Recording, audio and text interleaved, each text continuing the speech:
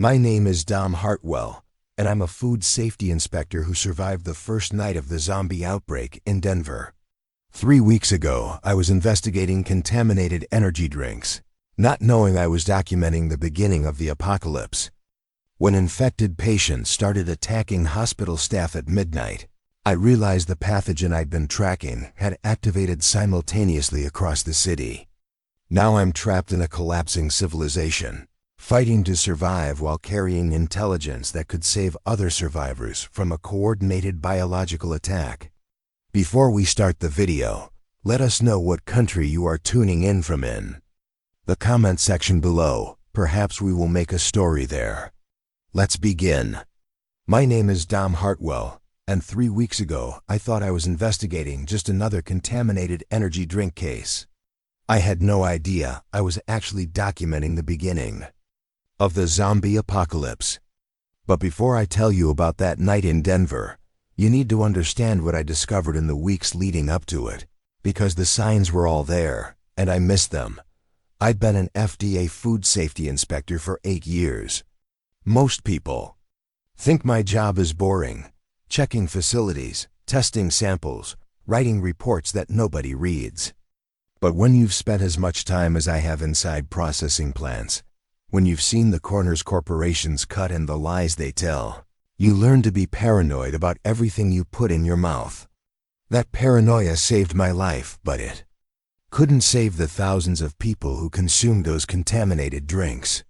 The case that would change everything started on September 23rd. I got a call from my supervisor about unusual test results at 3 different facilities across Colorado. All 3 were contracted to produce surge energy drinks.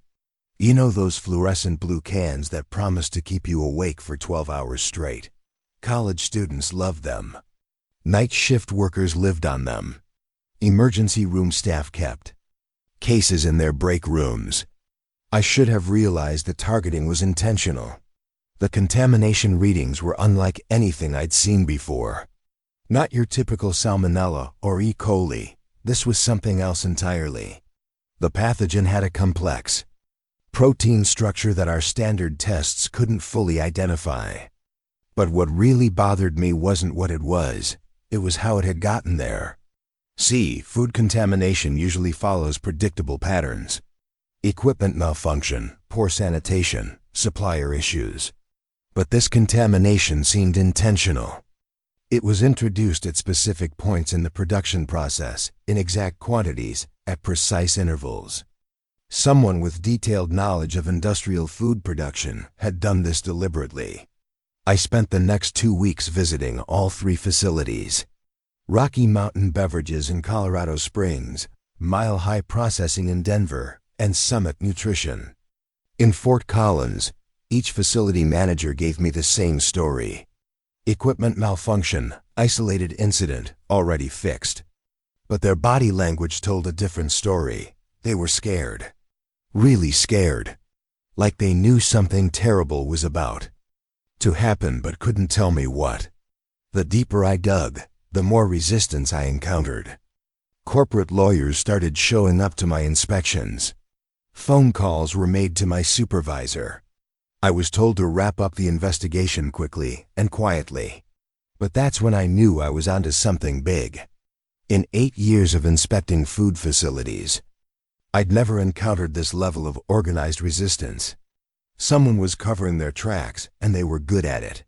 I started noticing things that didn't make it into my official reports: security cameras that had been accidentally wiped, employee records that had been purged, shipping manifests that didn't match production logs.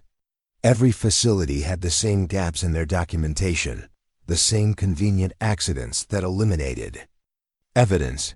This wasn't corporate incompetence. This was professional sanitization. The breakthrough came when I interviewed Maria Santos, a quality control technician at Rocky Mountain Beverages. She'd been working the night shift when the contamination occurred. She was terrified, kept looking over her shoulder, but she told me something that changed everything. Maria said she'd seen men in hazmat suits working in the production area around 2 in the morning. 3 weeks before my investigation began, They weren't regular employees. She'd never seen them before. They had access cards, knew the facility layout, and they were introducing something into the mixing tanks. When she asked her supervisor about it the next day, she was told to forget what she'd seen and given a bonus for her discretion. But Maria was smart. She'd taken photos with her phone before the men noticed her. Blurry, dark images, but you could see figures in protective gear working around the production equipment. She gave me copies and begged me not to use her name in any reports. Those photos confirmed what I'd been suspecting. This wasn't accidental contamination. This was sabotage. But the question that kept me awake at night was why? Why contaminate energy drinks? Why target these specific facilities? And, most importantly, what was this pathogen designed to do? The fact that it remained stable for weeks without causing immediate illness suggested it was engineered for delayed activation. Someone wanted time for distribution, time for consumption, time for the pathogen to spread throughout the population before it activated. I started mapping the distribution patterns of the contaminated batches. What I discovered made my blood run cold. These weren't random shipments. They were strategically targeted. Hospitals across the Front Range, university campuses, emergency services facilities, night shift operations at factories and warehouses, anywhere people would consume high-caffeine energy drinks during late-night hours. The targeting was surgical in its precision. I calculated that approximately 50,000 contaminated units had been distributed across Colorado alone. Given the typical consumption patterns, that meant tens of thousands of people had been exposed to this unknown pathogen. But exposed to what? And why hadn't we seen any health effects yet? The silence was more terrifying than symptoms would have been. It suggested the pathogen was waiting for something, some trigger that would activate it simultaneously across the entire exposed population. The timing bothered me too. The contamination had occurred 3 weeks before my investigation began, but the products were still within their expiration dates. Someone had planned this with precision, accounting for distribution time, shelf life, and consumption patterns. This wasn't the work of a disgruntled employee or a random terrorist. This was professional. This was organized. This was a biological weapon deployed with military precision against civilian targets. As I continued my investigation, I started noticing patterns in the corporate structure behind the contamination. The 3 facilities were owned by different companies, but they all shared the same parent corporation. A shell company registered in Delaware with ties to overseas investors. The money trail led through a maze of subsidiaries and holding companies, but at the center was a biotechnology firm that specialized in infectious disease research. I tried to dig deeper into the biotech company, but I hit walls at every turn. Their research was classified, their funding sources were protected, and their executive team was anonymous. But I found references to government contracts, military applications, and something called Project Cascade. The few documents I could access mentioned urban population dynamics, social collapse modeling, and bioweapon deployment scenarios. This wasn't just about contaminating energy drinks. This was about testing a weapon designed to destroy civilization from within.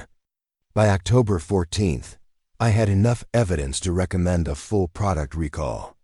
I documented the contamination, identified the distribution network, and gathered witness testimony. But every time I tried to escalate the case, I hit bureaucratic walls. My supervisor said we needed more evidence. Corporate lawyers claimed the contamination was within acceptable limits. The facilities had been cleaned and were back to normal operations. I was being stonewalled by people who should have been helping me protect public health. I knew I was running out of time. The pathogen was still unidentified, but it was stable and viable. Whatever it was designed to do, it was going to happen soon. I could feel it in my bones, the same instinct that had kept me alive during 8 Years of investigating corporate cover-ups and dangerous facilities. Something was building toward a crescendo, and I was the only one who seemed to understand the threat. That's why I stayed late at St. Mary's Hospital on October 15th. I was writing my final report, documenting everything I'd discovered, preparing to go over my supervisor's head if necessary. I wanted to submit it before midnight, partly because of the deadline, but mostly because I had a growing sense that time was running out. The investigation had taken on an urgency that I couldn't explain rationally, but my gut told me that whatever was going to happen would happen soon. If I'd known what was about to happen, I would have gone home. I would have stocked up on supplies, warned my family, maybe even left the state. But I was focused on following proper procedures, documenting evidence, building a case. I was still thinking like a bureaucrat instead of a survivor. I was still believing that the system would work if I just provided enough evidence, filed the right reports, followed the proper channels. The hospital cafeteria was quiet that night. Just me, my laptop, and terrible vending machine coffee. I remember thinking about Maria Santos, wondering if she was safe, if anyone was monitoring the whistleblowers. I thought about the thousands of people who'd consumed those contaminated drinks, going about their normal lives, unaware that they were walking time bombs. I thought about the corporate executives who'd orchestrated this, probably sitting in secure facilities somewhere, watching and waiting for their weapon to activate. I finished typing my conclusions at 11:43. 17 pages of documentation, witness statements, and recommendations. I was about to hit send when I noticed something odd. The emergency room, which I could see through the cafeteria windows, was unusually busy for a Tuesday night. More patients than normal, and they all seemed to be experiencing similar symptoms. I saved my report and walked over to get a better look. The A staff looked exhausted, running from room to room. I overheard fragments of conversation. Severe headaches, nausea, confusion. All symptoms that had started around the same time that evening. All in patients who'd consumed energy drinks earlier that day. The pieces were falling into place, and I realized I wasn't just investigating a contamination case. I was sitting at ground zero of something much worse. The pathogen I'd been tracking wasn't designed to kill people slowly through illness. It was designed to activate simultaneously at a specific time in everyone who'd been exposed. The 3-week delay hadn't been an accident or a side effect. It had been intentional, allowing time for maximum distribution and consumption before the weapon activated. Someone had turned tens of thousands of people into biological time bombs, and they were all set to go off at the same moment. I checked my watch. 11:47. 13 minutes until midnight. 13 minutes until whatever this pathogen was designed to do would begin happening to tens of thousands of people across Colorado. And I was trapped in a building full of infected patients, with no way to warn anyone, no way to escape, and no idea what was about to be unleashed. I should have run the moment I realized what was happening. But I'm a food safety inspector. My job is to observe, document, and analyze. So I stayed at those cafeteria windows, watching the emergency room, trying to understand what I was seeing. It was the worst decision I could have made. At 11:52, I noticed the first behavioral change. A middle-aged man in room 4. He'd been lying quietly on the gurney for the past hour, complaining of a headache.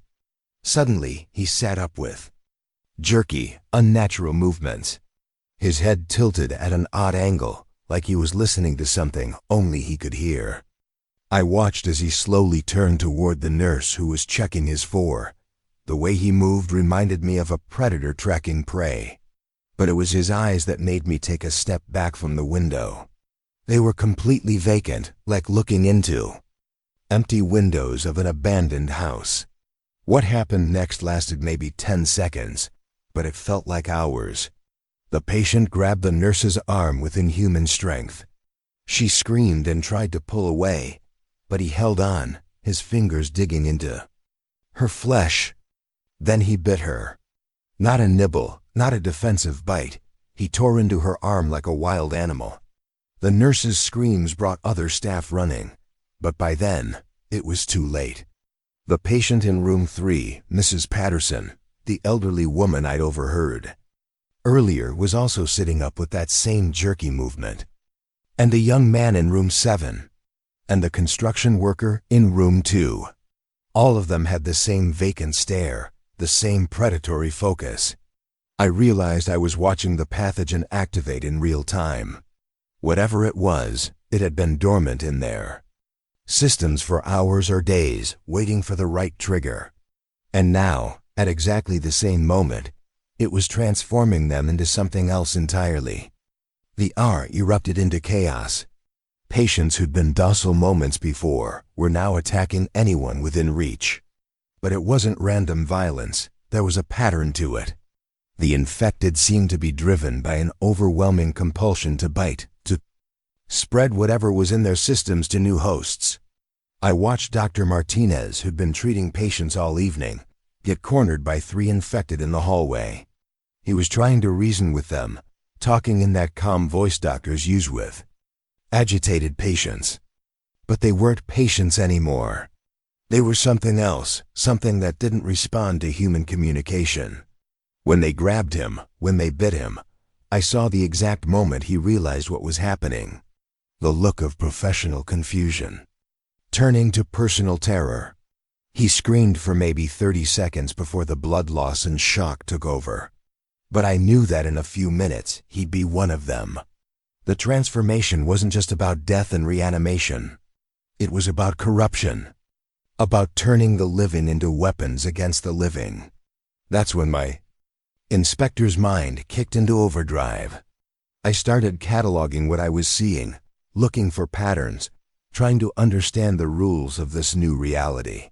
The transformation seemed to take between 2 and 5 minutes from initial bite to full activation. The infected retained enough motor function to move quickly, but their behavior was purely instinctual. Seek, bite, spread. They weren't using tools or opening doors, but they were incredibly strong and completely fearless. I watched a 60-year-old woman with osteoporosis tear through a security door that should have required a key card. The pathogen wasn't just affecting their brains, it was enhancing their physical capabilities somehow, removing the psychological limiters that normally prevent people from using their full strength. The result was humans operating at peak physical capacity with no regard for self-preservation or injury. Most terrifying of all, they seemed to be coordinating without communication. No words, no gestures, but they were working together to corner victims, to cut off escape routes. It was like watching a hive mind in action.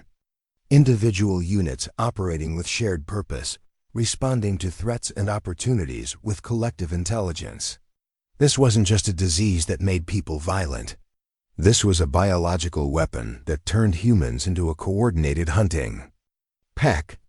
I knew I had to get out of the hospital, but the main entrance was through the ER. I could see infected patients stumbling through the waiting area, and more were being created every minute. The emergency exits were my only option, but they were on the other side of the building. I grabbed my laptop and testing kit and started moving through the service corridors. The hospital was in lockdown mode, alarms blaring, emergency lights flashing, automated announcements telling everyone to shelter in place. But I knew sheltering in place was a death sentence. This wasn't a situation you could wait out. The infected didn't get tired, they didn't give up, and they were multiplying exponentially. Every person they bit became another hunter, another weapon in an army that was growing by the minute. The mathematics of the outbreak were terrifying. Starting from maybe 20 infected patients in the the hospital could be completely overrun within an hour. I made it about halfway to the emergency exit when I encountered my first infected up close. A young man, maybe 25, still wearing his hospital gown. He'd been someone's son, someone's brother, probably had plans for the next day. Now, he was blocking my path, swaying slightly, that vacant stare fixed on me. I tried to back away slowly, but he lunged forward with impossible speed. I barely managed to swing my testing kit case at his head, knocking him off balance, but he didn't stay down. He rolled, got back up, and came at me again. That's when I learned my first survival lesson. The infected don't feel pain, they don't get tired, and they don't give up. Physical trauma that would incapacitate a normal person barely slowed them down. They operated on pure instinct, with no self-preservation instinct to override their hunting behavior. I ran, not proud of it. But I ran. Through corridors I'd walked casually just hours before, past rooms where I could hear screaming, past elevators that were probably full of infected. The emergency exit alarm was already blaring when I hit the crash bar. Someone else had the same idea, but stepping outside didn't bring relief. It brought a new kind of terror. The hospital parking lot was chaos. Cars crashed into each other, people running in all directions, and scattered among them, the infected, moving with that same jerky gait, pursuing anyone who moved. I could see the city beyond the hospital grounds, and it was burning. Not everywhere, but enough to paint the sky orange. Car alarms were going off like a symphony of panic. In the distance, I could hear gunshots. Sporadic at first, then more frequent, then constant. Whatever was happening at the hospital was happening everywhere. The contaminated energy drinks had been distributed across the entire metropolitan area 3 weeks ago. Thousands of people had consumed them, and now they were all transforming simultaneously. I was watching the collapse of civilization in real time, and I was probably one of the few people who understood why it was happening. My government vehicle was still in the visitor parking lot, assuming I could reach it. I'd retrofitted it with reinforced panels after too many visits to facilities in bad neighborhoods. Never thought I'd be grateful for bureaucratic paranoia. I made it about 50 yards before I encountered a group of infected surrounding a family's car. A father, mother, and 2 young kids trapped inside, while 5 or 6 infected pounded on the windows. The family was screaming, the kids crying. And I knew those windows wouldn't hold much longer. Every instinct told me to keep moving to save myself, but I couldn't. I grabbed a fire extinguisher from an emergency station and started swinging it like a club. The infected turned toward me immediately. I was a new target, a new source of whatever they were seeking. But I bought the family maybe 30 seconds to escape. The family drove off without even looking back. I don't blame them. But their escape had drawn more infected toward me. I was surrounded by 8 or 9 of them, all moving with that predatory focus, all reaching for me with blood-covered hands. I fought my way through them, but I took hits. Scratches, bruises, one bite that barely broke the skin through my jacket. Each contact made me wonder if I was infected now, if I had minutes or hours before I'd become one of them. The uncertainty was almost worse than the fear. I'd spent 3 weeks investigating the pathogen, but I still didn't know the exact transmission mechanisms. Was it just through bites? Or could it spread through scratches, through blood contact, through airborne particles? How much exposure was needed for infection? How long was the incubation period for secondary infections? All critical questions that I couldn't answer while fighting for my life. I reached my vehicle and locked the doors, but I could see infected pressing against the windows, their faces smeared with blood, their eyes empty of everything that had once made them human. Some of them had been hospital staff just minutes before. Others had been patients' families. Now they were all the same, driven by an overwhelming compulsion to spread whatever had been done to them. I started the engine and began driving through Denver, trying to reach the interstate. But the city was collapsing in real time. Traffic lights were out. Cars were abandoned in the middle of intersections. Bodies were scattered on sidewalks, some motionless, others beginning to twitch with the first signs of reanimation. The infected weren't just attacking the living, they were converting them, Every victim became a new vector for the pathogen. I passed a police station where officers were barricaded inside, firing through the windows at crowds of infected. I saw a fire station where firefighters were using their hoses to hold back waves of infected, but they were being overwhelmed. Emergency services, the backbone of civilization, were crumbling within hours. The people trained to protect and serve were either dead, infected, or trapped in defensive positions. The radio was chaos. Scattered reports, contradictory information. Authorities telling people to stay calm while you could hear screaming in the background. But I started to piece together the scope of what was happening. It wasn't just Denver. It wasn't just Colorado. Reports were coming in from cities across the country. The contaminated energy drinks had been distributed nationwide, and the activation was happening simultaneously everywhere. This wasn't a regional outbreak.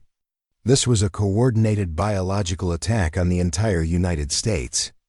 Someone had weaponized the food supply system, turning it into a delivery mechanism for a pathogen designed to destroy civilization from within. The 3-week delay had allowed for nationwide distribution, ensuring that when the weapon activated, it would hit every major population center simultaneously. As I drove through the collapsing city, I realized I might be one of the few people who understood what was really happening. I'd spent 3 weeks investigating the contamination, mapping the distribution network, documenting the cover-up. I knew this wasn't random. It was planned, coordinated, executed with precision. But knowing why didn't make it any easier to watch civilization collapse. I passed apartment buildings where infected were breaking down doors, pursuing anyone who tried to escape. I saw grocery stores being looted by survivors while infected wandered through the aisles. I watched a news helicopter crash into a skyscraper, probably because the pilot had been infected mid-flight. The infrastructure of modern life was failing as the people who maintained it either died or became monsters. The worst part was knowing that this was just the beginning. The contaminated energy drinks had been distributed nationwide 3 weeks ago. Millions of people had consumed them.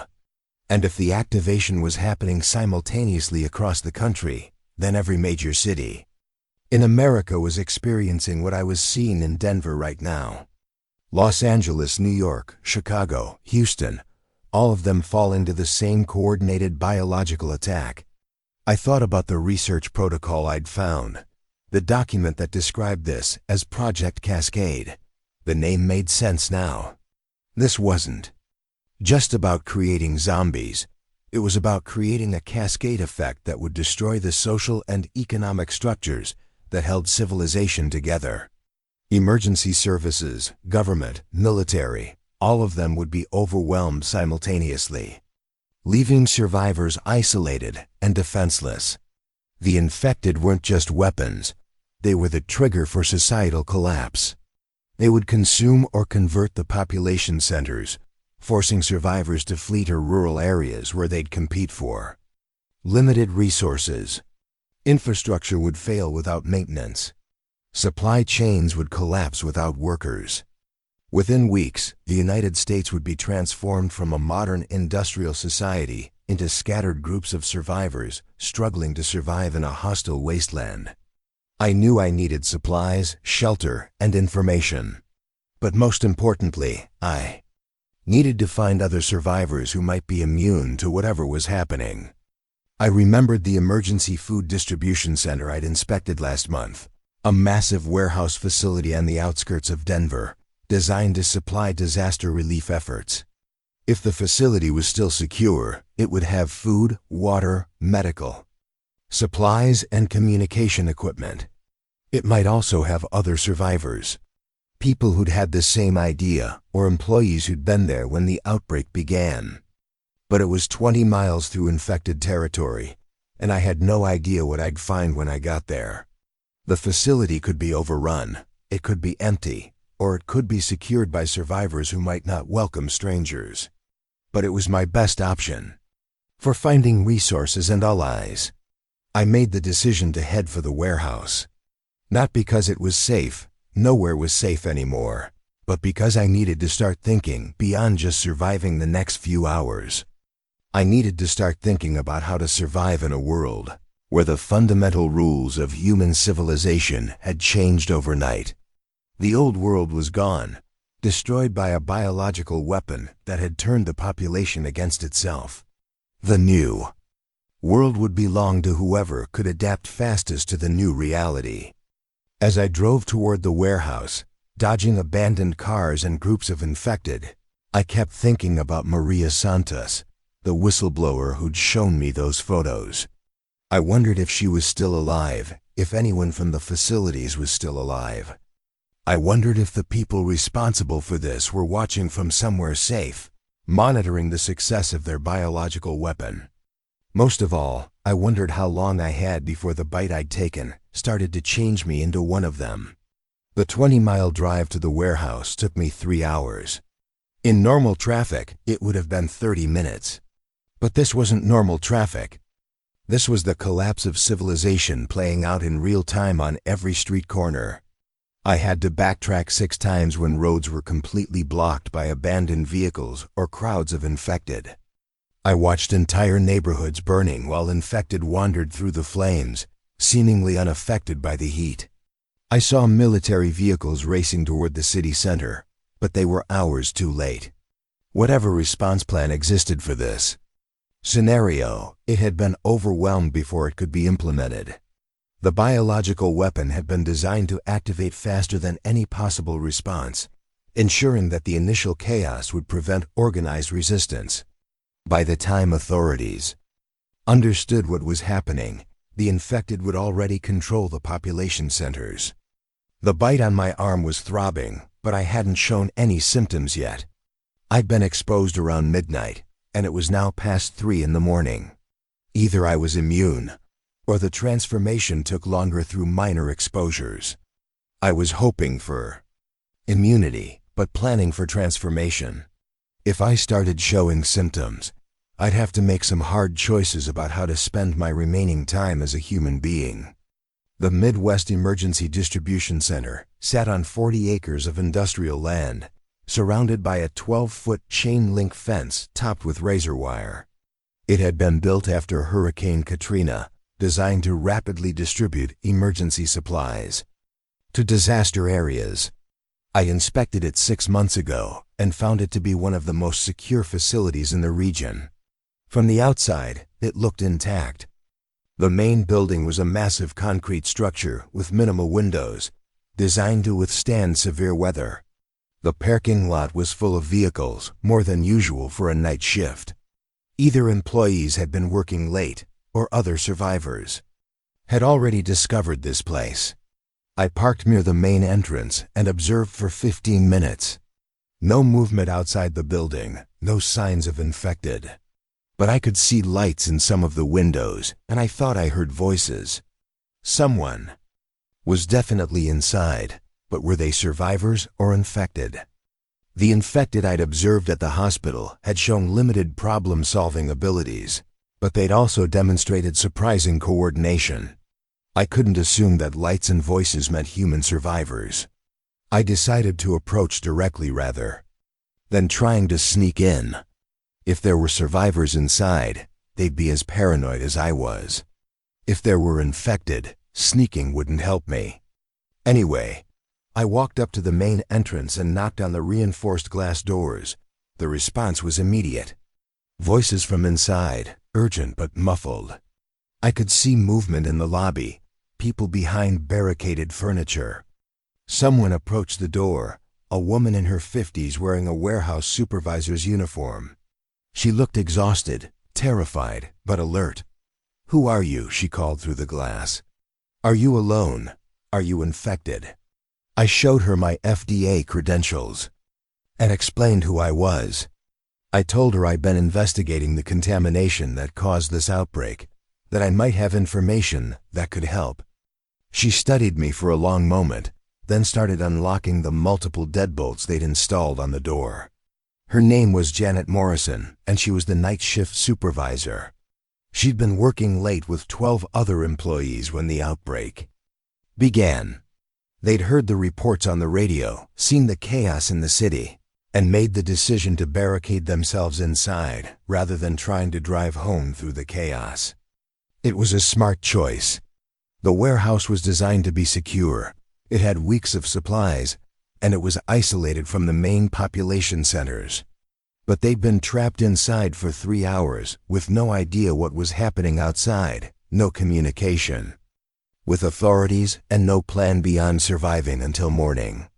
The group was a mix of warehouse workers, truck drivers, and security guards. None of them had been exposed to the contaminated energy drinks. They were all coffee drinkers, or they'd been working when the drinks were distributed. But they were all scared, confused, and looking for someone to tell them what to do. I could see the relief in their faces when I started explaining what I discovered during my investigation. The deliberate contamination, the strategic distribution, the coordinated timing. But when I started describing the corporate documents I'd found, Janet interrupted me. "You mean the documents in the supervisor's office?" she asked. "The ones that came in last week." She led me to her office, where she showed me a filing cabinet full of paperwork that had been delivered by courier service 7 days ago. Corporate memos, shipping manifests, distribution schedules, all related to the surge energy contamination case. But these weren't copies of documents I'd seen before. These were originals with details that had been redacted from the versions I'd been given. Someone had been using the warehouse as a document storage facility. Someone who knew this outbreak was coming and wanted to preserve evidence of what they'd done. As I read through the documents, the full scope of the operation became clear. This wasn't just a terrorist attack, it was a coordinated biological weapons test. The contaminated energy drinks had been distributed to specific demographic groups in specific geographic areas. College students, night shift workers, emergency responders, healthcare workers.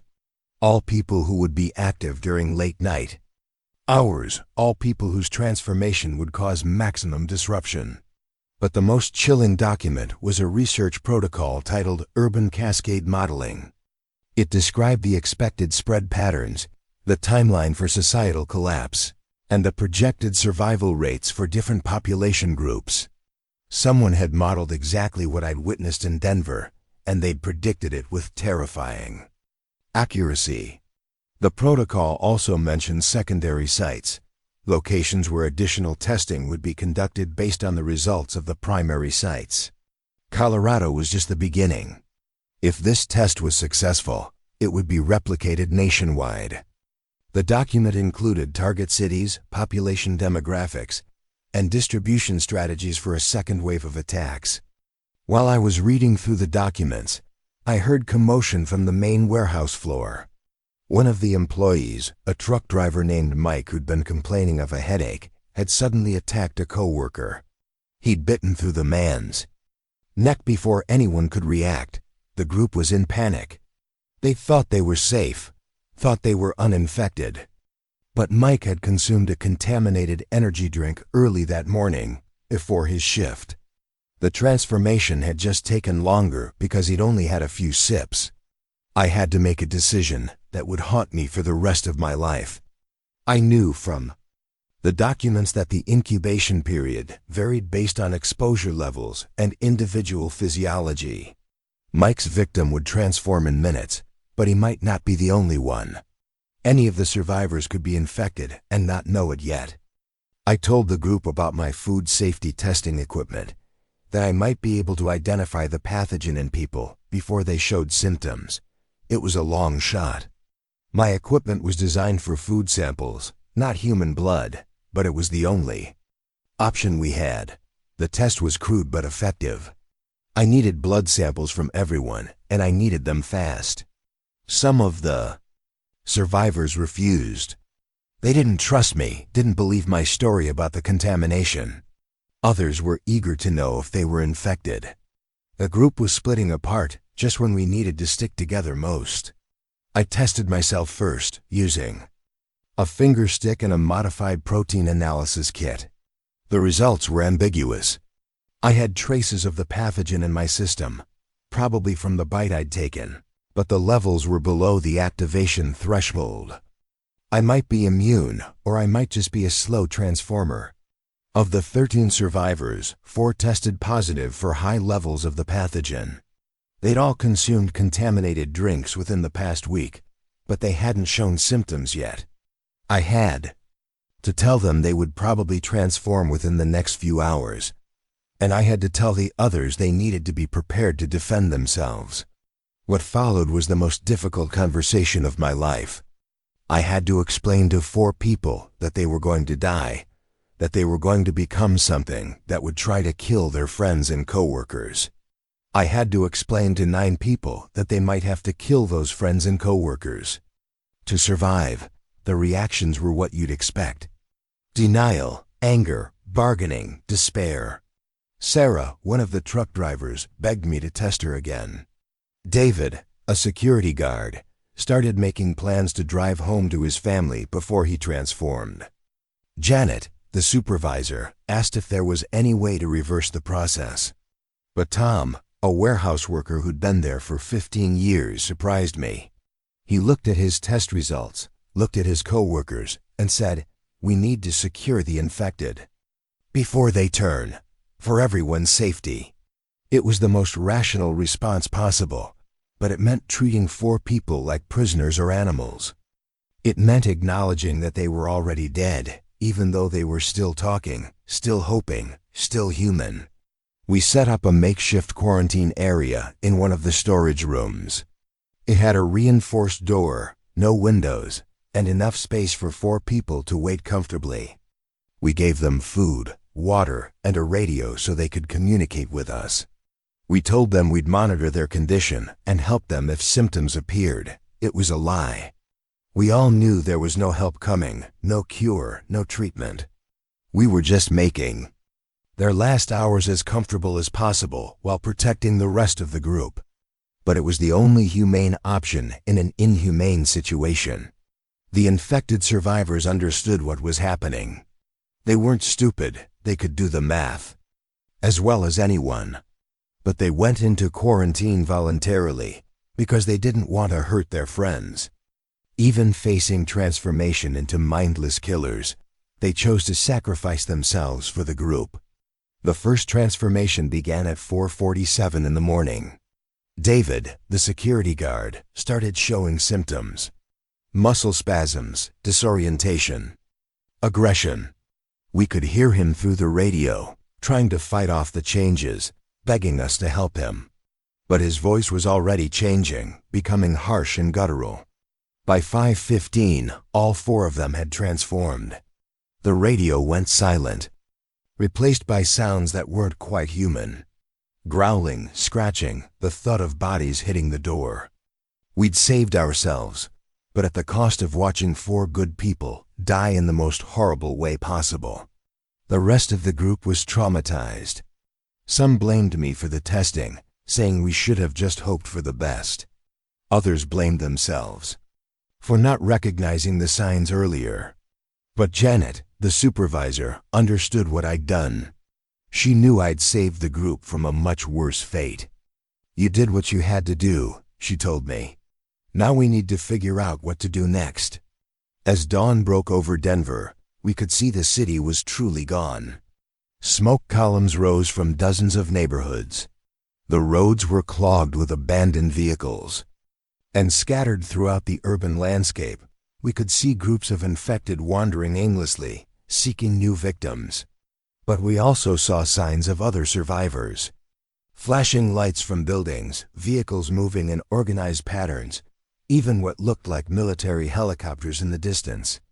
The outbreak had been devastating, but it hadn't been total. Some people had survived the first night, and they were trying to organize a response. I realized the documents I'd found made me incredibly valuable. I understood how the outbreak had been engineered, how it spread, and most importantly, how it might be stopped. But I also knew the people responsible were still out there, probably monitoring the results of their test, probably planning the next phase of their operation. We needed to contact other survivors, share information, and start fighting back. But first, we needed to secure our position and figure out how to survive in a world where the basic rules of human civilization had changed overnight. The warehouse had a powerful radio system designed for coordinating emergency supply distribution. I'd noticed it during my original inspection, but I'd never imagined I'd be using it to coordinate survival efforts during a zombie apocalypse. We started monitoring emergency frequencies, trying to establish contact with other survivor groups. What we heard was both encouraging and terrifying. There were definitely other survivors out there. Government officials, military units, civilian groups who'd managed to secure defensible positions. But there were also reports of the infection spreading to other states, other countries. This wasn't just a regional outbreak. This was a global catastrophe, and we were just one small group of survivors trying to make sense of a world that had fundamentally changed. But we had something most other groups didn't have. We understood what had caused this outbreak, and we might be able to help prevent it from happening again. The question was, would we survive long enough to make a difference? By 7 in the morning, we'd established contact with 6 other survivor groups across the Denver metro area. Each group had its own story, its own tragedy, but they all shared the same desperate need for information and coordination. There was a military unit barricaded in a National Guard armory, a group of civilians in a shopping mall, families trapped in a suburban subdivision, and 3 separate groups of hospital workers who'd managed to secure medical facilities. The military contact was Staff Sergeant Rodriguez from the 220th Military Police Company. His voice was steady, professional, but I could hear the strain underneath. He'd lost most of his unit in the first hour of the outbreak, and he was now coordinating defense efforts with just 8 remaining soldiers. "We need intel," he told me over the radio. "We need to understand what we're fighting and how to stop it." Command went dark around 2 in the morning, and we've been operating blind ever since. I realized this was my moment. The information I'd gathered during my investigation wasn't just evidence of a crime anymore. It was intelligence that could save lives. I spent the next hour giving Rodriguez and the other group leaders a comprehensive briefing on everything I'd discovered. The deliberate contamination, the distribution patterns, the activation timeline, the corporate documents that proved this was a coordinated attack. But most importantly, I shared the research protocol I'd found, the document that described this as a test run for a larger operation. The reaction was immediate and intense. These weren't random zombie attacks, they were the result of a biological weapon designed to test urban collapse scenarios.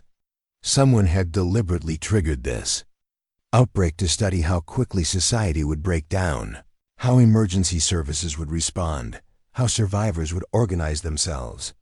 "So you're telling me," Rodriguez said, "that some organization has turned Denver into a laboratory, and we're the test subjects?" "That's exactly what I'm telling you," I replied. "And based on these documents, if this test is successful, they'll replicate it nationwide." The intelligence I provided changed everything. The scattered survivor groups weren't just trying to survive anymore. They were trying to fight back against a coordinated attack.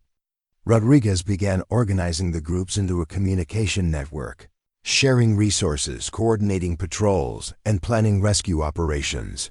But the real breakthrough came when we established contact with Dr. Elizabeth Chun, a CDC epidemiologist who'd been visiting Denver when the outbreak began. She was trapped in a hotel with a group of medical conference attendees, but she had access to sophisticated biological analysis equipment that she'd brought for her presentation. "If you can get me samples of the pathogen," she told me, "I can analyze its structure, maybe find weaknesses we can exploit. But I need fresh samples, not just the contaminated food products." That meant getting blood samples from infected subjects. That meant going back into the city, into areas crawling with zombies, and capturing specimens for analysis. It was dangerous, but it was also our best chance of understanding how to fight back. Rodriguez organized a joint operation involving 3 survivor groups. His military unit would provide security, the hospital workers would handle medical procedures, and our warehouse group would provide transportation and logistics support. The mission was simple in concept, but terrifying in execution. Capture infected subjects alive, extract blood samples, and get them to Dr. Chin for analysis. We chose a small medical clinic on the outskirts of Denver as our target. It was isolated, easily defensible, and likely to have infected subjects trapped inside. Janet volunteered to come with me, along with 2 of our security guards. We knew the risks, but we also knew that sitting in the warehouse waiting for rescue wasn't a viable, long-term strategy. The drive to the clinic took us through neighborhoods that had been transformed overnight. Cars crashed into storefronts, bodies scattered on sidewalks, infected wandering aimlessly through the streets. But we also saw signs of survivor activity. Barricaded houses, defensive positions, even some organized groups moving with purpose. The clinic was a small 2-story building that served a working-class neighborhood. From the outside, it looked intact, but we could see broken windows on the 2nd floor and movement inside. The parking lot was full of abandoned cars, and there were bodies scattered around the entrance. Victims who'd been trying to seek medical help when the outbreak began. We approached carefully, using vehicles as cover. The plan was to secure the building, identify any infected subjects, and extract samples using tranquilizer equipment we'd borrowed from the veterinary supplies at the warehouse. But as we got closer, we realized we weren't the only ones interested. In the clinic, there was another group already there. 4 people in hazmat suits, moving with military precision, collecting samples from bodies and infected subjects. They had professional equipment, coordinated communication, and they clearly knew what they were doing. But they weren't part of our survivor network. I watched them through binoculars, trying to understand what they were doing. They were being methodical, systematic, like they were conducting research rather than just surviving. One of them was taking photographs of infected subjects, documenting their behavior and physical condition. Another was collecting tissue samples with surgical precision. A third was recording data on a tablet computer. This wasn't random scavenging. This was scientific observation. These people knew what they were looking for, and they had the resources to find it. I had a terrible suspicion about who they might be working for. Janet suggested we approach them, see if they were friendlies who might share information. But something about their behavior made me cautious.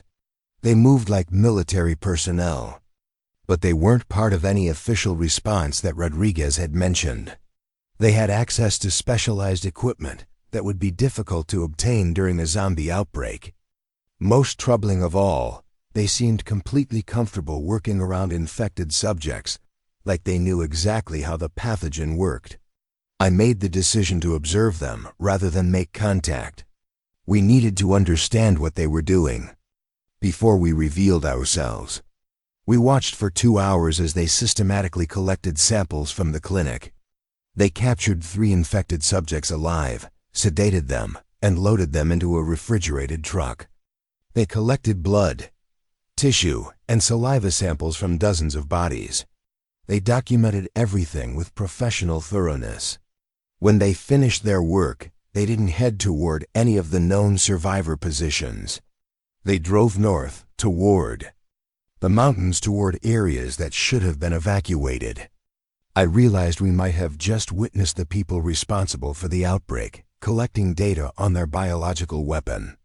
The timing was too convenient, their resources too sophisticated, their knowledge too complete. These weren't survivors trying to understand the outbreak. These were researchers studying the results of their experiment. I radioed Rodriguez with our observations, and his response confirmed my suspicions. "We've been tracking unusual military activity in the mountains," he said. "Unmarked vehicles, helicopters without identification, radio traffic on encrypted frequencies. Someone's running an operation up there, and it's not us." The pieces were starting to come together. The outbreak hadn't just been designed to test urban collapse scenarios. It had been designed to provide research data for the people who'd created it. They were studying how the pathogen spread, how quickly society broke down, how survivors organized themselves. We weren't just victims of a biological attack, we were test subjects in an experiment. The researchers we'd observed were collecting data that would be used to refine the weapon for future deployments. The secondary sites mentioned in the documents weren't just additional targets, they were the next phase of testing. Dr. Chun confirmed our worst fears when we finally managed to get samples to her. The pathogen has been engineered with specific research markers, she told us over the radio. Genetic tags that would allow researchers to track its spread and mutation. This isn't just a weapon, it's a laboratory experiment being conducted on a massive scale.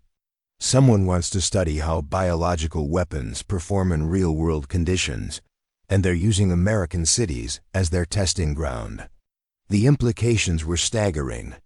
If this was a test run, then somewhere there were people analyzing the results, planning improvements, preparing for larger-scale deployments. The outbreak in Denver might just be the beginning of a campaign designed to destroy civilization itself. But knowing this also gave us an advantage. If we could find the research facility, we might be able to stop them before they move to the next phase. Rodriguez began coordinating reconnaissance missions to the mountain areas where we'd observed the suspicious activity. But these weren't simple scouting operations. They were intelligence-gathering missions against a well-equipped enemy. The researchers had resources, training, and most importantly, they knew exactly what they were dealing with. We were survivors with limited weapons and equipment, fighting against people who'd engineered the apocalypse. The first reconnaissance mission launched 3 days after the clinic incident. A joint team of military personnel and civilian volunteers, equipped with long-range communication gear and surveillance equipment. Their mission was to locate the research facility and gather intelligence on its defenses and personnel. But 6 hours after they departed, we lost contact. No radio response, no emergency beacons, nothing.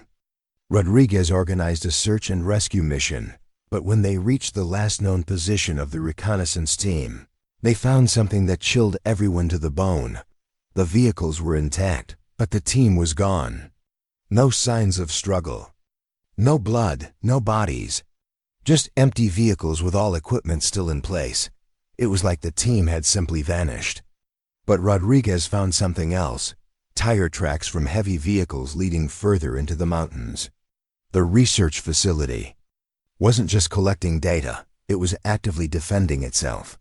They had the capability to capture or eliminate anyone who got too close. This wasn't a passive research station. It was a fortified military installation with the resources to protect its operations. We were facing an enemy that had planned for resistance, that had prepared countermeasures against survivor groups. Dr. Chun's analysis of the pathogen samples revealed another disturbing truth. The biological weapon had been designed with built-in obsolescence. The infected subjects would begin deteriorating after approximately 30 days, their motor functions degrading until they became immobile. But this wasn't a design flaw, it was intentional. The weapon was designed to cause maximum disruption during the initial outbreak, then eliminate itself to allow for cleanup and reoccupation. Someone was planning to survive the apocalypse they'd created. They wanted to study the collapse of civilization, harvest whatever data they needed, then move in to claim the resources left behind. The infected weren't just weapons. They were temporary obstacles that would remove themselves once the research phase was complete. We were living through the systematic destruction of our society by people who viewed human civilization as an experiment, but this knowledge also gave us hope. If the infected would deteriorate naturally, then survival became a matter of outlasting the biological weapon rather than defeating it. If we could avoid the researchers and their cleanup operations, we might be able to rebuild from the remnants of our society. The key was staying alive long enough for the weapon to burn itself out, while avoiding capture by the people who deployed it. Rodriguez began shifting our strategy from offensive operations to defensive survival. Instead of trying to attack the research facility, we focused on creating sustainable safe zones that could outlast the 30-day active period of the biological weapon. We established supply caches, communication networks, and evacuation routes that would allow survivor groups to evade both infected and research teams. But as we prepared for long-term survival, I couldn't stop thinking about the secondary sites mentioned in the documents. If Denver was just a test run, then other cities were being prepared for similar attacks. The researchers would analyze the data from our outbreak, refine their weapon, and deploy it against larger targets. We might survive Denver, but that wouldn't stop them from destroying the rest of the country. I started working on a plan to warn other cities, to share our intelligence with federal authorities who might still be functional. But communication with the outside world was limited, and we had no way to verify that our warnings were reaching anyone who could act on them.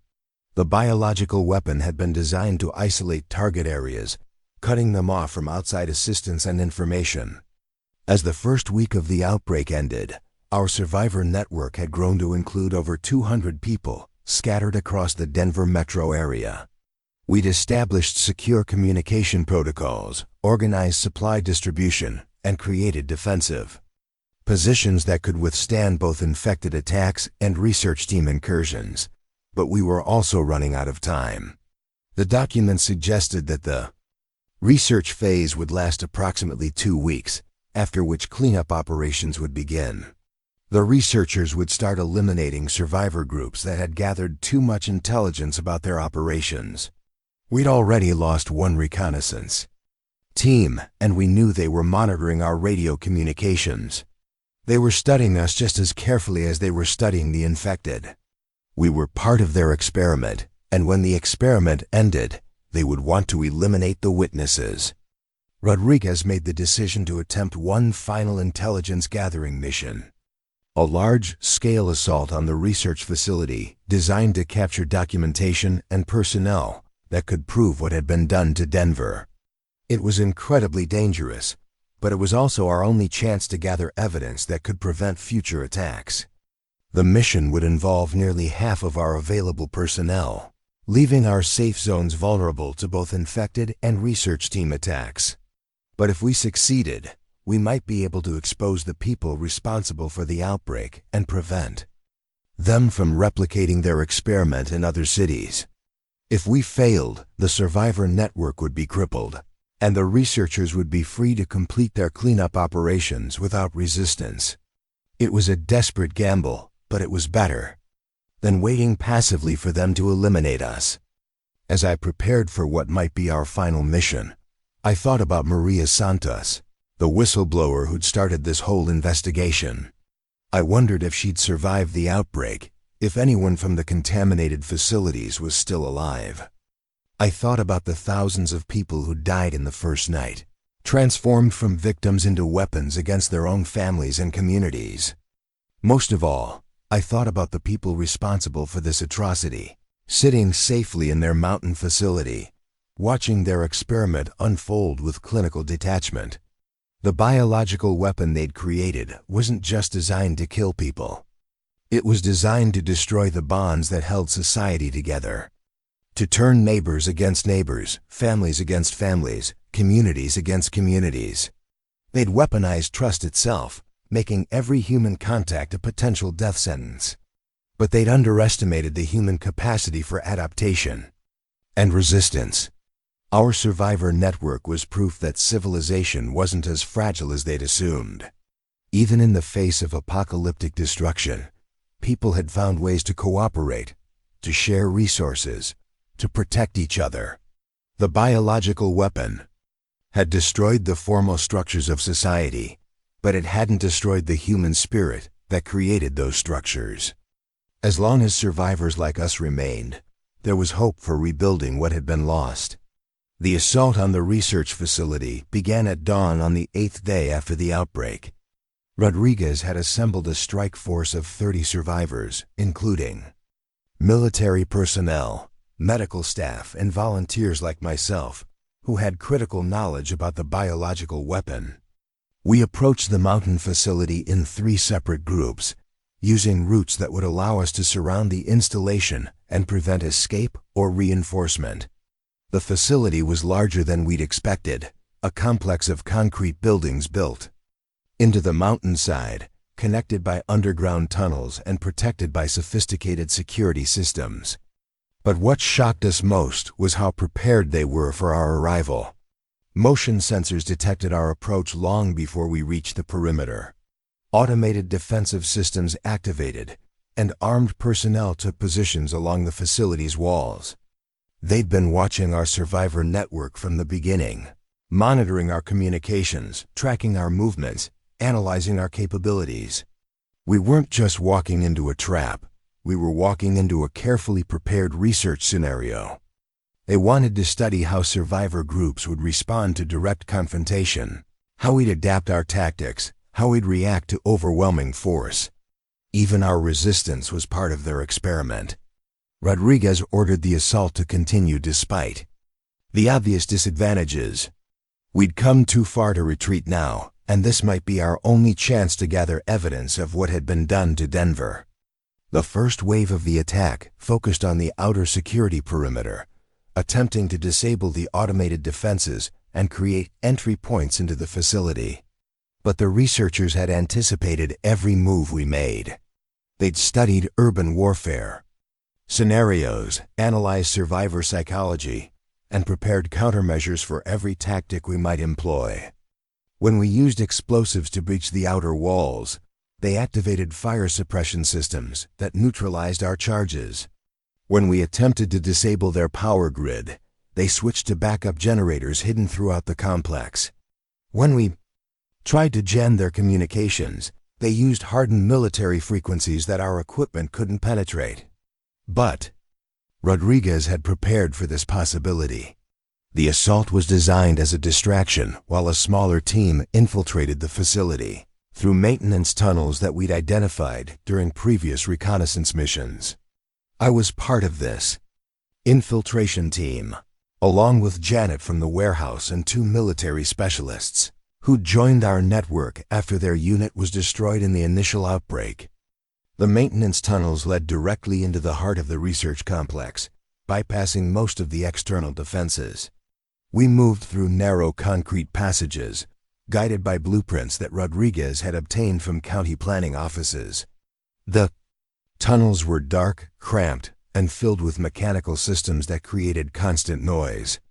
But they also provided concealment from the facility's security systems.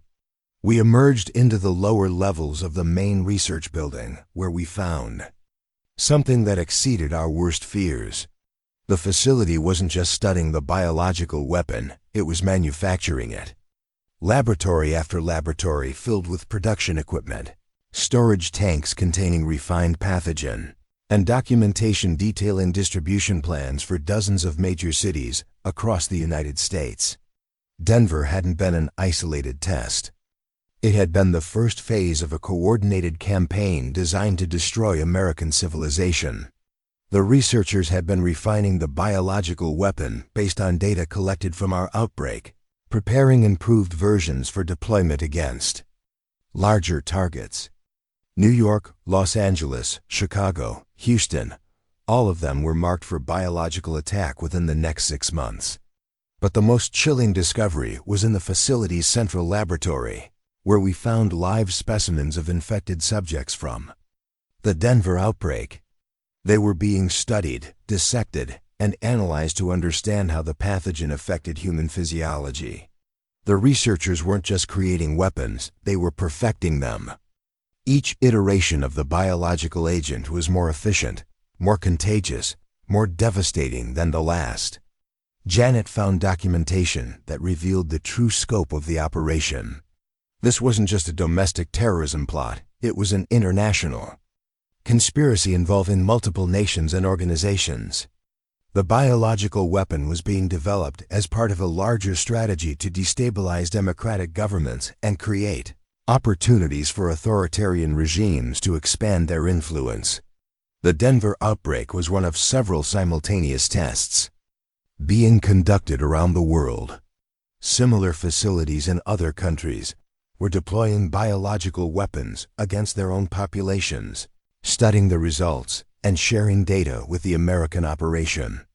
We were witnessing the systematic destruction of civilization by people who believed they could build something better from the ruins. But we also found something that gave us hope.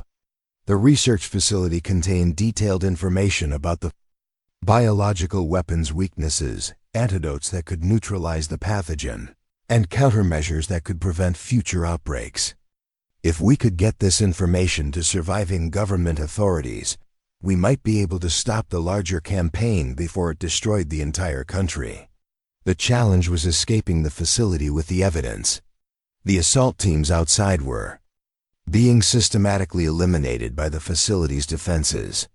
Rodriguez was coordinating a fighting withdrawal, but casualties were mounting rapidly. Our infiltration team was trapped inside the complex with no viable escape route and hostile forces closing in on our position. I made the decision to transmit as much information as possible over our emergency radio frequencies, broadcasting the intelligence to any survivor groups or government forces that might be monitoring communications. The facility's location, the scope of their operations, the planned attacks on other cities, the existence of antidotes and countermeasures.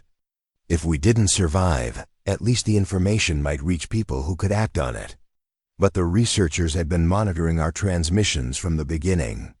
They activated jamming systems that blocked our communications, then began systematically hunting down our team inside the facility. We were forced to move through the complex while avoiding security patrols, trying to find alternative escape routes, and gathering as much physical evidence as we could carry.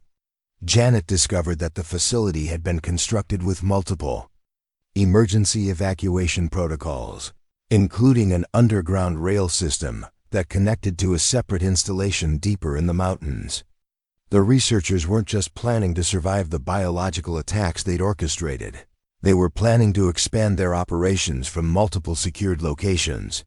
This wasn't just about destroying American civilization. It was about creating a new world order controlled by the people who'd engineered the collapse. They'd studied historical examples of societal breakdown, analyzed the factors that led to recovery or permanent collapse, and designed their biological weapons to ensure that traditional forms of government couldn't be re-established. The infected weren't just designed to kill people. They were designed to destroy the infrastructure and institutions that societies needed to function. Emergency services, hospitals, schools, government buildings, all of them would be compromised by the biological weapon. The survivors would be left with no choice but to accept whatever new system of control the researchers offered. But they'd made one critical miscalculation. They'd assumed that people would respond to the collapse of formal institutions by becoming helpless and dependent on external authority. Our survivor network proved that assumption wrong. When traditional systems failed, people created new systems. When government collapsed, communities organized themselves. When civilization was destroyed, humanity found ways to rebuild. We fought our way through the facility for 3 hours, gathering evidence, dodging security forces, and searching for viable escape routes. The documentation we collected revealed that the biological weapon program had been in development for over a decade, funded by a coalition of organizations that viewed democratic government as an obstacle to their vision of global control. They'd infiltrated food production systems, government agencies, and emergency response organizations. They'd identified key personnel who could be corrupted or eliminated.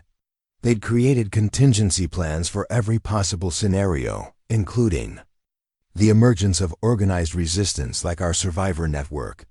But they'd also documented their own vulnerabilities, the resources they needed to continue their operations, and the timeline for their larger campaign. Janet found the facility's central computer system, which contained encrypted communications with similar installations around the world.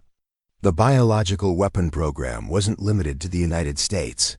It was a global operation involving dozens of countries and hundreds of research facilities.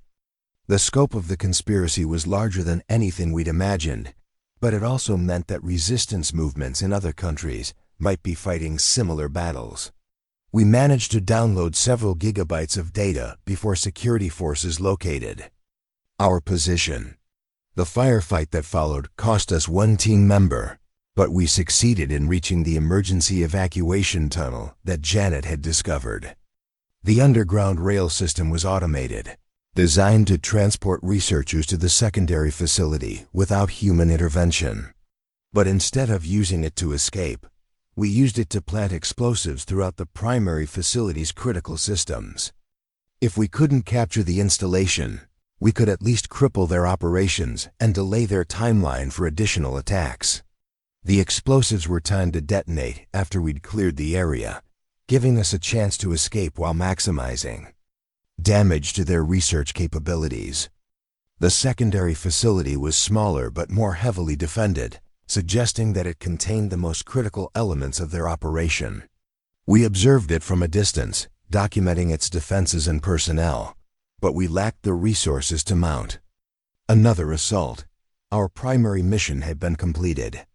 We gathered intelligence about the biological weapon program, identified its scope and objectives, and transmitted warnings about planned attacks on other cities.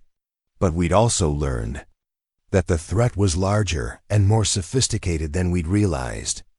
The people responsible for the Denver outbreak weren't isolated terrorists or rogue scientists. They were part of a coordinated international conspiracy with virtually unlimited resources. Stopping them would require more than survivor networks and military resistance. It would require the coordinated response of multiple governments and international organizations. The explosions that destroyed the primary research facility could be seen for miles, a pillar of smoke and flame rising from the mountainside. We'd struck a significant blow against the biological weapon program, but we knew it was only a temporary setback. They had other facilities, other resources, other plans. The war for human civilization was just beginning, and we'd only won the first battle. Rodriguez coordinated our withdrawal to the warehouse facility, where we began the process of analyzing the intelligence we'd gathered and sharing it with other survivor groups. The documentation revealed planned biological attacks on 17 major American cities, timed to occur over the next 6 months. If we could warn those cities, if we could share the antidote information with medical authorities, we might be able to prevent the larger catastrophe. But communication with the outside world remained limited. The biological weapon program had been designed to isolate affected areas, preventing the spread of information that might compromise their operations. We were fighting not just for our own survival, but for the survival of millions of people who didn't even know they were in danger. Dr. Chun began working with the antidote information we'd recovered, attempting to synthesize countermeasures that could neutralize the biological weapon. The process was complex and required sophisticated laboratory equipment, but the basic principles were sound. If we could establish production capabilities, we might be able to protect future targets from the pathogen. As the second week of the key outbreak ended, our survivor network had evolved into something resembling a resistance movement. We'd established secure communications with survivor groups in other states, shared intelligence about the biological weapon program, and begun coordinating defensive preparations for the anticipated secondary attacks. The infected population in Denver was beginning to deteriorate as Dr. Chen had predicted, their motor functions degrading and their numbers declining naturally. But the threat from the biological weapon program remained acute. They were analyzing the data from our outbreak, refining their weapons, and preparing for larger-scale deployments. I realized that my role as a food safety inspector had evolved into something I'd never imagined. I wasn't just documenting contamination anymore. I was fighting for the survival of human civilization. The skills I'd developed investigating corporate malfeasance and biological hazards had become tools for resistance against an enemy that viewed humanity itself as a problem to be solved. The intelligence we'd gathered suggested that the biological weapon program would continue regardless of our resistance. They had contingency plans, backup facilities, and alternative deployment methods. Stopping them would require more than military action. It would require exposing their operations to the international community and coordinating a global response. But we'd also proven that they weren't invincible. Their research facility could be destroyed, their operations could be disrupted, and their personnel could be captured or eliminated. Most importantly, their assumption that civilization would collapse completely had been proven wrong. People could adapt, organize, and resist even the most sophisticated biological weapons. Janet began organizing long-term survival plans for our network, establishing sustainable communities that could function independently of traditional infrastructure. We'd learned that we couldn't depend on government or institutional support, but we'd also learned that we didn't need it. Human beings were remarkably resilient when faced with existential threats. As I recorded this account of our experience, I realized that the Denver outbreak might be remembered as the beginning of a new kind of warfare, but it might also be remembered as the beginning of a new kind of resistance. The people who'd engineered our destruction had underestimated our capacity for adaptation and cooperation. They'd created weapons designed to destroy civilization, but they'd also created the conditions for civilization to evolve. If you're watching this, you're probably wondering if you can trust the food and water around you. The answer is simple: you can't. But I can teach you how to test it yourself. Because in this new world, the difference between safe and contaminated isn't just about getting sick anymore. It's about staying human. The biological weapon program is still active, still planning attacks on other cities, still working to complete the destruction they started in Denver. But they no longer have the advantage of surprise. We know who they are, we know what they're planning, and we know how to fight back. The war for human civilization is far from over, but we've proven that resistance is possible. We've proven that people can survive even the most sophisticated attempts to destroy them. Most importantly, we've proven that humanity's greatest strength isn't our technology or our weapons. It's our ability to come together in the face of impossible odds.